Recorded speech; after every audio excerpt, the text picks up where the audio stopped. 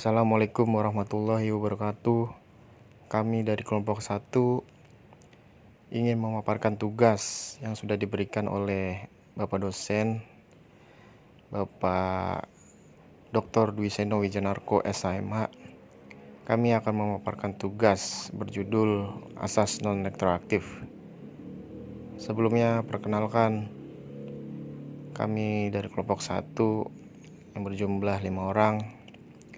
Yang pertama ada dengan Bapak Effendi Rais, kedua Bapak Irfan, ketiga Bapak Dwi, keempat Aldair, dan kelima Bayu Laksono. Oke, langsung saja. Asas non-retroaktif. Secara umum, asas non-retroaktif dalam ilmu hukum pidana memiliki pengertian bahwa sebuah peraturan tidak dapat diberlakukan secara surut. Artinya, peraturan mengenai tindak tertentu harus mendahului perbuatan pidana tertentu tersebut. Asas ini sangat penting sehingga termasuk salah satu asas yang dimuat di dalam Kitab Undang-Undang Hukum Pidana atau KUHP serta rancangan KUHP yang baru.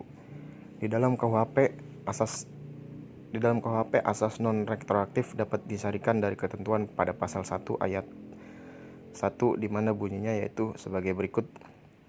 Tiada suatu perbuatan boleh dihukum, melainkan atas kekuatan ketentuan pidana dalam undang-undang yang ada terdahulu daripada perbuatan itu. Baik, saya lanjutkan. Di samping kedua pasal tersebut, pasal 28L Undang-Undang Dasar 1945 secara jelas juga mengatur tentang asas ini. Berikut adalah bunyi pasal tersebut.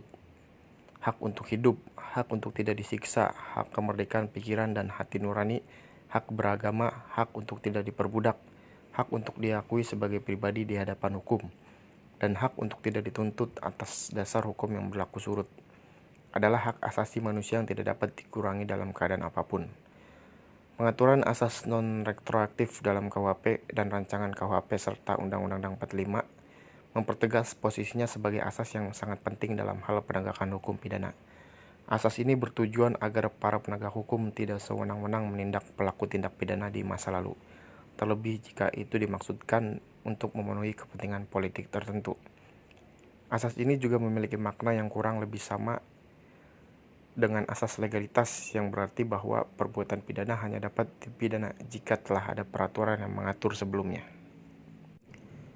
Baik, saya lanjutkan lagi. Pengecualian. Meskipun asas non-retroaktif sangat penting dalam penegakan hukum pidana di Indonesia, pengecualian atau penyimpangan terhadap penerapannya tetap dimungkinkan, yakni pada perbuatan pidana tertentu yang telah ditentukan oleh undang-undang. Kemungkinan penyimpangan terhadap asas retroaktif diatur melalui pasal 1 ayat 2 KUHP, di mana disebutkan bahwa suatu hukum yang lebih baru dapat berlaku surut sepanjang hukum yang baru itu lebih menguntungkan bagi tersangka daripada hukum yang lama. Berdasarkan ketentuan ini, kepentingan tersangka menjadi pertimbangan utama untuk menyimpang dari asas non-retroaktif. Penyimpangan yang dimaksud pada pasal ini hanya berlaku apabila seorang pelanggar hukum pidana belum diputus perkaranya oleh hakim dalam putusan yang telah berkekuatan hukum tetap. Pengecualian yang lain yakni terhadap pelanggaran berat terhadap hak asasi manusia atau HAM. Hal ini diatur melalui pasal 43 ayat 1 Undang-Undang Nomor 26 Tahun 2000 tentang Pengadilan HAM, yaitu sebagai berikut. Pelanggaran hak asasi manusia yang berat yang terjadi sebelum diundangkannya undang-undang ini diperiksa dan diputus oleh Pengadilan HAM ad hoc. Baik, saya lanjutkan. Pengaturan pada pasal tersebut mengacu pada penjelasan pasal 4 Undang-Undang Nomor 39 Tahun 1999 tentang hak asasi manusia, di mana disebutkan bahwa Hak untuk tidak dituntut atas dasar hukum yang berlaku surut dapat dikecualikan dalam hal pelanggaran berat terhadap hak asasi manusia yang digolongkan ke dalam kejahatan terhadap kemanusiaan.